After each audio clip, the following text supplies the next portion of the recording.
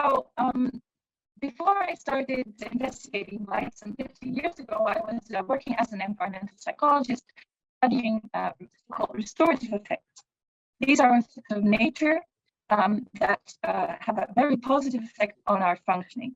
In fact, it's from a lot of research we have learned that spending time in nature or looking at nature can help us restore from stress, can help us strengthen our mental health, our physical health.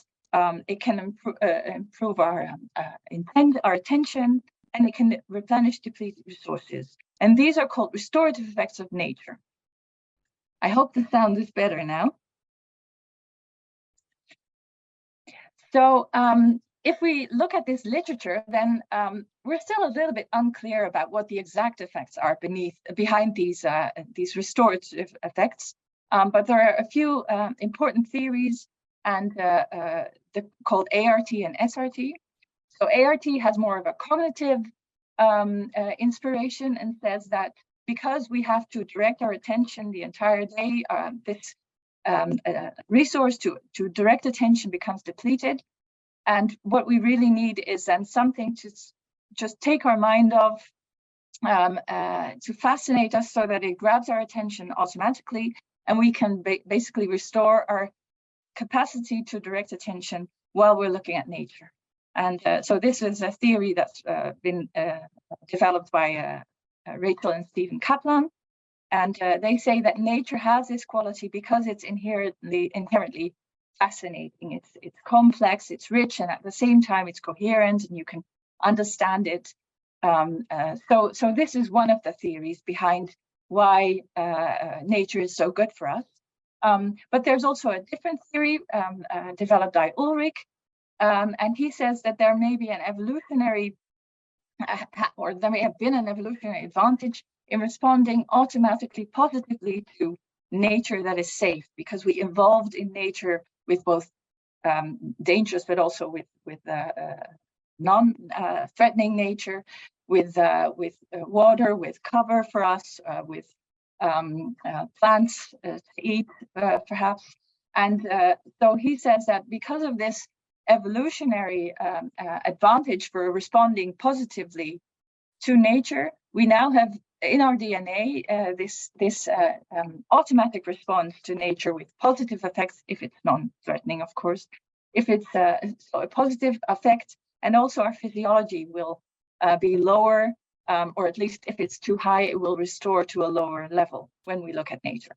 Now, we're still debating in the domain which of those theories is the correct one, but actually both will predict that if we look at nature or spend time in nature, that our heart rate will go down, that our negative effect will be less, that our positive effect will be more positive. And in fact, there's also quite a bit of literature to support these claims. So just a few examples from a big literature. There are studies that have shown that indeed, if you induce stress and you then show people images of nature versus of urban scenes, for instance, they will report lower stress when they look at nature images. They will also report improved mood, so better, more positive effects, lesser negative effects. If you induce stress and measure the physiological responses, for instance, heart rate variability or blood pressure, you will see that people restore faster while they are looking at nature scenes versus urban scenes. And we often show better cognitive performance, so we're better at attention tasks or working memory tasks after we've looked at nature.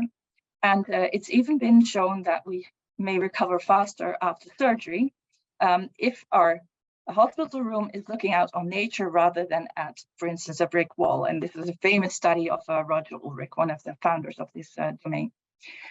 If you're interested, there are lots of reviews in this domain that you can check out. Now, of course, the bridge from nature to natural light is quite intuitive, because of course daylight is also a natural phenomenon, a natural element.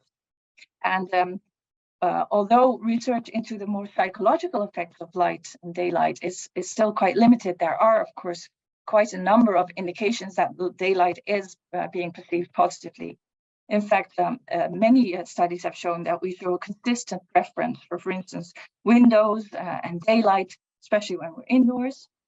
And of course, we know that daylight in and of itself has a wonderful spectrum, has a high illuminance level, is there at the right time. But also daylight is psychologically associated with nature. So when we see daylight and when we see skylight, we think of nature, of outdoors, and these all induce positive emotions, positive affect. Daylight is also associated with naturalness, and people will automatically, in principle, in most cases, judge more natural elements and phenomena more positive than those that are man-made or chemical. Of course, as I said, there's a large literature indicating that spending time in nature or looking at nature is good for you. But in many of those cases, this exposure to nature would have gone hand in hand, basically, with daylight. So if you're outdoors, you're also experiencing daylight. So maybe some of those effects have already been installed by daylight rather than, for instance, the greenery, the plants, or the animals. So we started to wonder, could natural light also have those restorative effects? Maybe it could daylight indoors also help us restore from stress, help us restore our attention, and give us more positive effects. Now, so there are a few instances that do suggest that this is the case. There are field studies that have demonstrated very positive effects of sunlight, for instance, on the recovery from depression and people being able to leave the clinic earlier. These are famous studies by Bushman and Hayes, for instance, but also Canellis. In the domain of seasonal affective disorder, Anna-Wietz Justus has shown that a daily walk is very beneficial for persons with SAD and actually just as effective as sitting in front of a big therapy lamp. And there are a number of field studies with ambulatory light logging, so they're logging light exposure all the time, that show that people who are exposed to more light will show lower symptoms of seasonal affective disorder and will also report higher vitality. So, of course, with these daily walks and with these field studies, it's really hard to, again, tease apart whether this has been nature at play or whether this was daylight, so natural light at play. So a couple of years ago, we designed a study that tried to tease these two apart. We performed an experience sampling study, or you could also call it ecological momentary assessment. So basically, we monitored people for quite a while, and we used their telephones to monitor their mood settings, and we used wearable light sensors to track their light. Oh, sorry, in this case, we didn't have a light sensor, we had a questionnaire. So these studies are basically following people in their natural, in their everyday lives. So it has very high ecological validity. It is in real life, it's in the real world. They go about their normal business. There's, of course, a lot of chaos also involved. So, of course, lots of other things happening. But still, if you track people for a bit longer, you can see structural patterns in the data. And what we wanted to see was whether these positive effects of nature and also those positive effects of daylight would be equally present in people who are mentally healthy and those who are suffering from some psychiatric symptoms. So we included two groups in this particular study. We had a health group and a clinical group.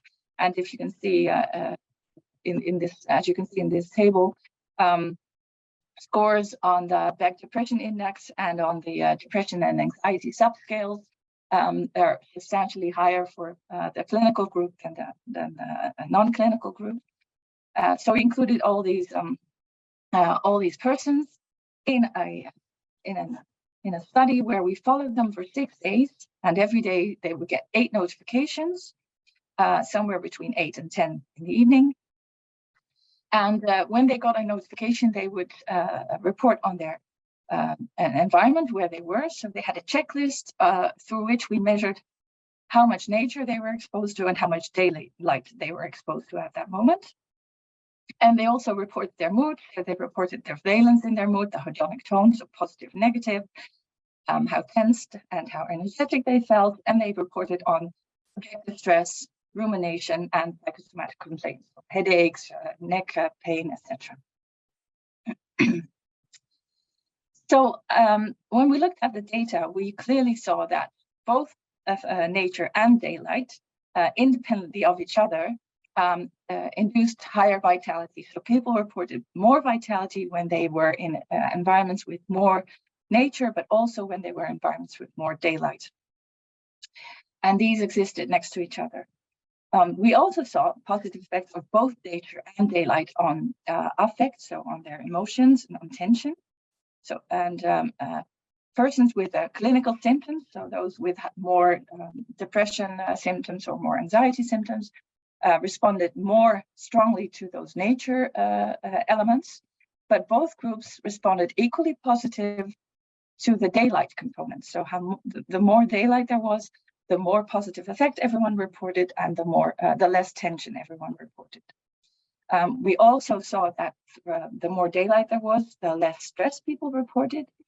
And there was a non-significant, but still a trend for less rumination and fewer psychosomatic complaints. And again, more so in the clinical sample. So what we learned from this is that both nature and natural light next to each other, so they complement each other in contributing to person's well-being in terms of their emotional health, their affect, but also in terms of their stress and physiological health. What we also felt was this effect of daylight may go beyond the mere illuminance effect of light, because we got the impression that outdoor light, daylight, so also being outdoors, had this effect stronger. But of course, again, it's a little bit difficult to tease these two apart. So very recently, we started doing a systematic review. And in this systematic review, we focused particularly on daylight indoors. And we wondered if daylight indoors shows restorative effects. And for this, we went in a systematic way through the literature. So we selected based on a lot of keywords, over 2,000 records from databases, from scientific databases, and with some strict rules on what to include and what to exclude. So for instance, they all had to be indoor studies.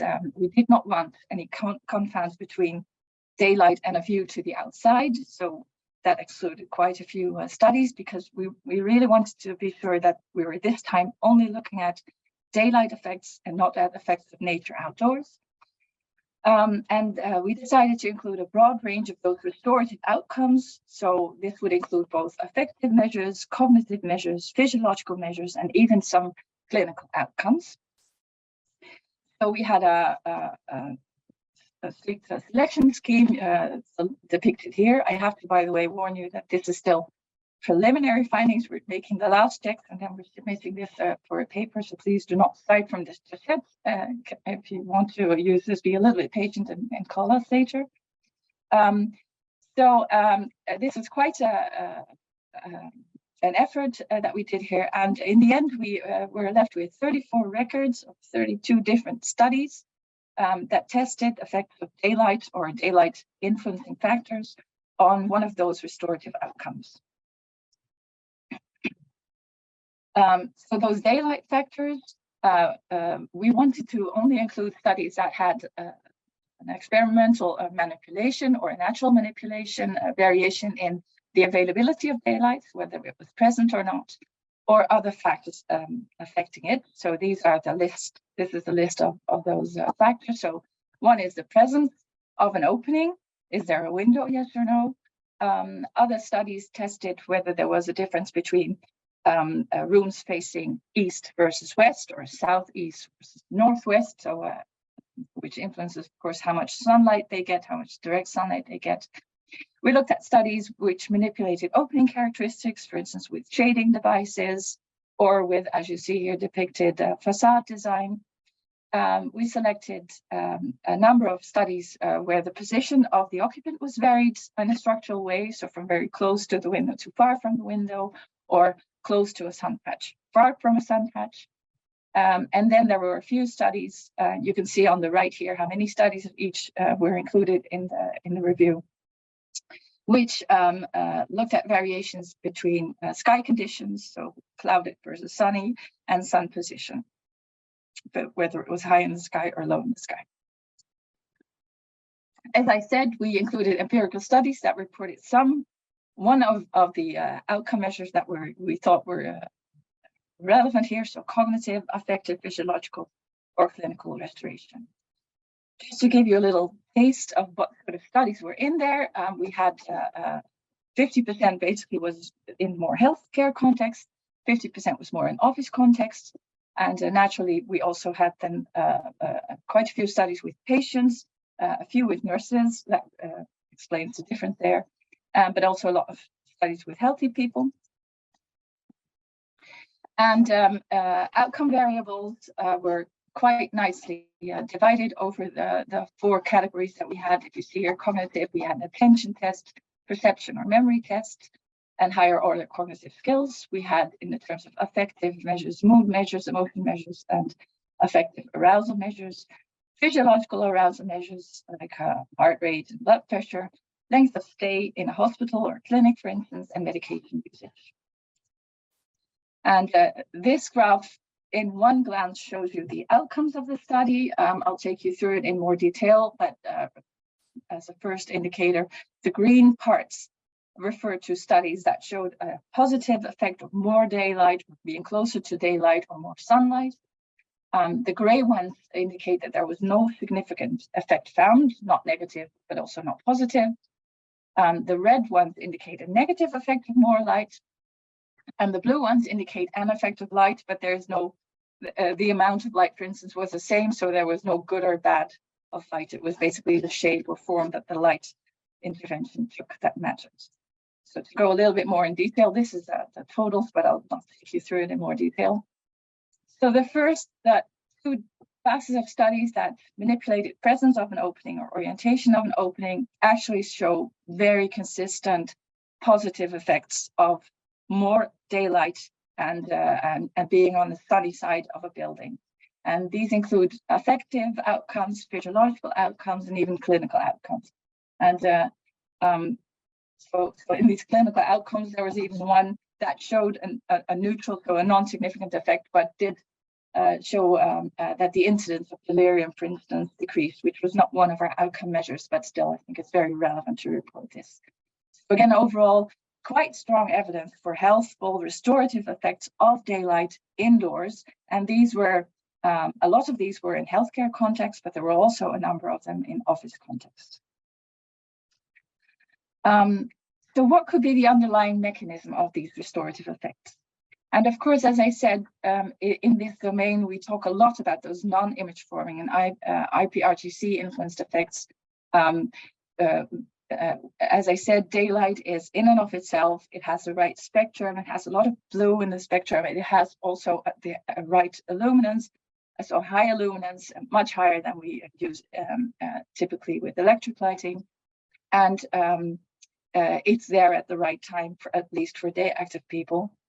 So definitely a number of the effects that were reported in the literature will have been due to a better functioning of biological clock, better circadian rhythm, better sleep.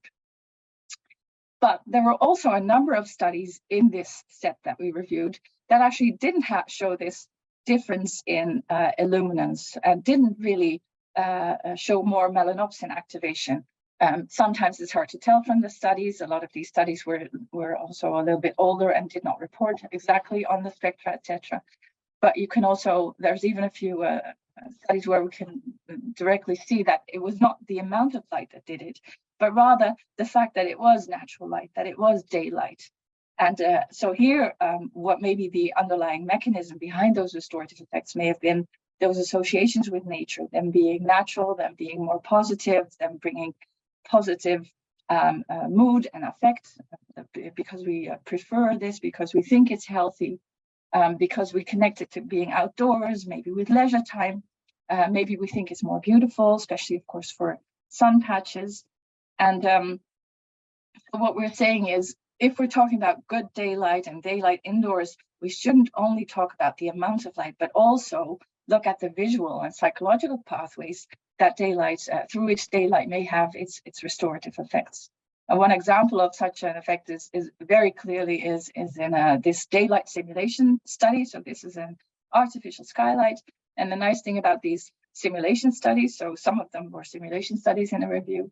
The nice thing here is that they can control for the amount of light falling onto the eye. So here the melanopsin activation was actually identical, but still the authors report quite positive effects on affective outcomes and physiological outcomes. So there was another class of studies where the findings were more mixed, although they still suggest very positive effects of light, sometimes neutral effects. And those two cases with negative effects were actually studies where participants were seated at the window, facing the window, with sunlight falling directly on them, and they tried to do a task that involved reading. So then, of course, shading is always a good option. Others, so the blue studies were studies like this, where, for instance, facade design or opening characteristics were varied, and with the exact same amount of light falling into the room, we saw more positive effects on physiology and on mood. For instance, in the lower left corner, if the patterns are perceived as more natural and are more pleasant, then again, we see more positive effects in terms of restoration. So what we are doing currently is trying to find out more in more depth how we can design electric lights that is better for us. And we're trying to take inspiration from nature. So it's looking at the patterns, the double light patterns, for instance, movements of light. And a question that is driving us at the moment is, can we bring more attractive electric light where daylight isn't available? Of course, the number one option is always design for daylight, bring it in, because that's serving both your biological and your psychological needs. But if there's no availability of daylight deep inside buildings or in special buildings, maybe we can come closer to this feeling of daylight through a good design. And we wonder, of course, does it need to look or feel real, or will we also be captured by something that looks like that has a bit of the feel of natural light, but isn't really natural light? And the question is, can we also use this to heal? So with this, I would like to conclude that please don't forget in your daylight designs that it's not just about the amount of light and photons, but it's also about the image that the daylight creates and the associations we have with nature and with natural light that may be very important for our mental health and our physical health. And I would like to thank these people who have been collaborating with me in this research, particularly Stefan Berthe in the experiencing sampling study, and Özge is doing all the hard work in the review. Thank you very much.